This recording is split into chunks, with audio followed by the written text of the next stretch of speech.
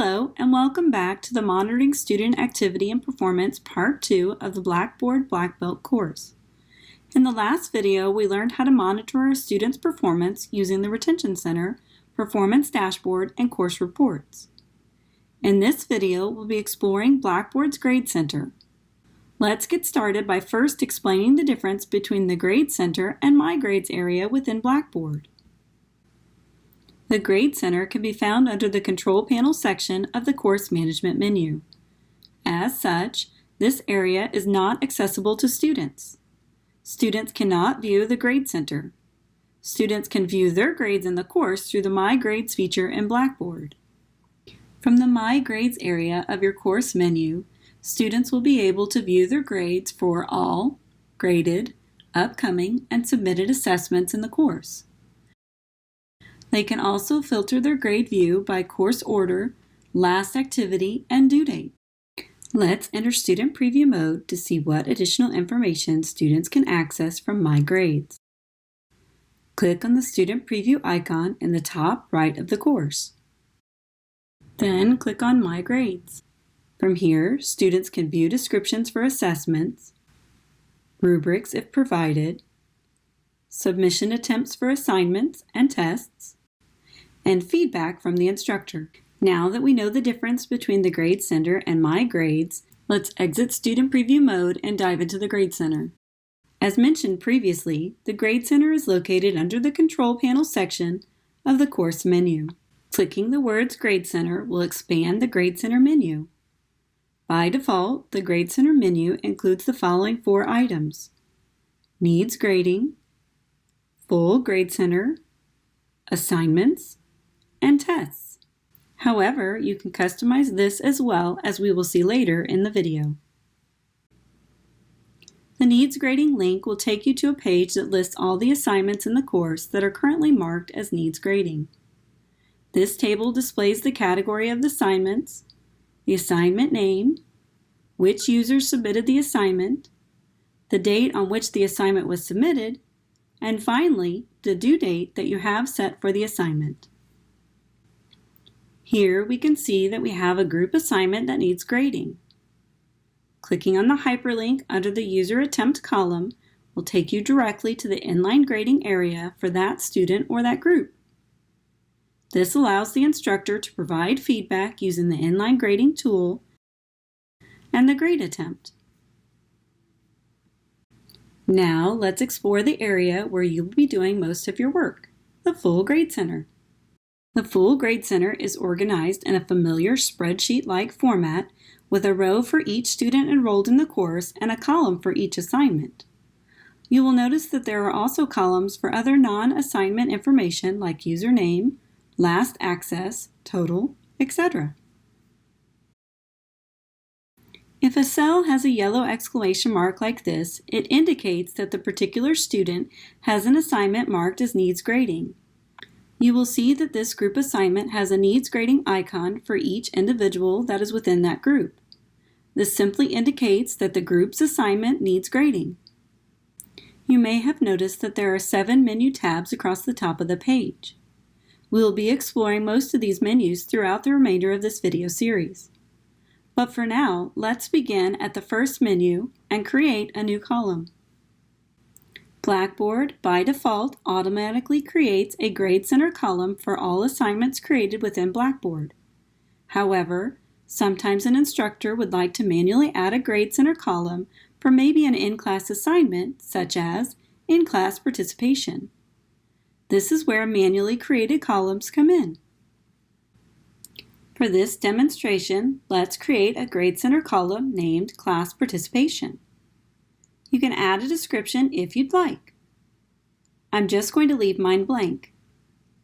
I'm actually going to leave all the options on this page set to their default values. The only options that are required are the name and points possible. For points possible, I'm going to put 25. Then click the Submit button. If we scroll all the way over to the right, we will see our new column created right here at the end. Instructors can also create calculated columns. One of these is already set up for you by default. the total column. You have a few options to choose from in the Created Columns menu: the average column, the minimum maximum column, the total column, and the weighted column. The average column calculates and displays the numeric average for a selected number of columns. The minimum maximum column calculates either minimum or maximum grade for a selected number of columns. The total column calculates the total points for a number of columns related to the total number of allowed points. Total columns are useful for generating a final score. And finally, the weighted column calculates and displays a grade based on a select number of columns based on each column's respective worth of total grade. The available options are similar for the first three items, so we can just demonstrate one of those, and the other two are going to be pretty much the same. However, this last one, the weighted column, it is a bit different, so let's demonstrate this one first. Let's say that you want to use a weighted grading system in your course. You want all of your assignments to be worth 50% of the final grade, the discussion boards to be worth 20% of the final grade, and the test to be worth 30% of the final grade. To do this, you use the weighted column feature in Blackboard. Begin by hovering over the Create Calculated Column menu in the Full Grade Center. Then, click Weighted Column. Give the column a name. I'll name this one Weighted Column. You can change the primary display option to either percentage, score, letter, text, or complete, incomplete. I'm going to stay with percentage. The Select Columns area is where you get to choose which individual columns to select or which categories to select. The easiest way to set up a weighted column is to ensure all items in the Grade Center are assigned to categories. Under Categories to Select, choose the categories you'd like to use for your column. Keep in mind that if you have items in the Grade Center that are not associated with a category, it will not be included in this weighted grade column. So please be careful with this feature or your students' grades might not calculate correctly. Assuming that all of your Grade Center items are correctly assigned to categories, let's select Assignment from the Categories to Select field, then click the arrow to the right of the field to move that category over to the Selected Columns box. Once your category is in this field, you will see that we have to define our options. Let's type 50% in the category field. We can choose to weigh all the columns in this category equally, or we can choose to weigh the columns in the category proportionately based on each column's points compared to the same columns in this category. For this demonstration, I'm going to stick with equally. I don't want to drop any grades. I also don't want to use the highest or the lowest value, so I'm going to leave these options alone. Next, let's add our test category. I'm going to use 30 in the percent category field. Then set any additional options as needed. Finally, let's add the discussion category. I'm going to use 20 in the percent category field, then set any additional options as needed.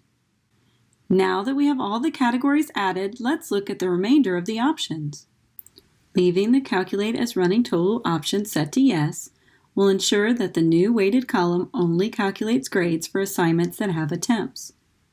This allows the instructor to have future assignments in the Grade Center without affecting the student's letter grade, even if the student hasn't submitted anything for that assignment yet. If you choose No here, this column will use the value of 0 for any item in the Grade Center that doesn't have a student attempt. The No option isn't used much, so if you find that your calculated columns aren't working quite as expected, this is a good place to look. I'm going to leave all the default settings under Options as is and click the Submit button.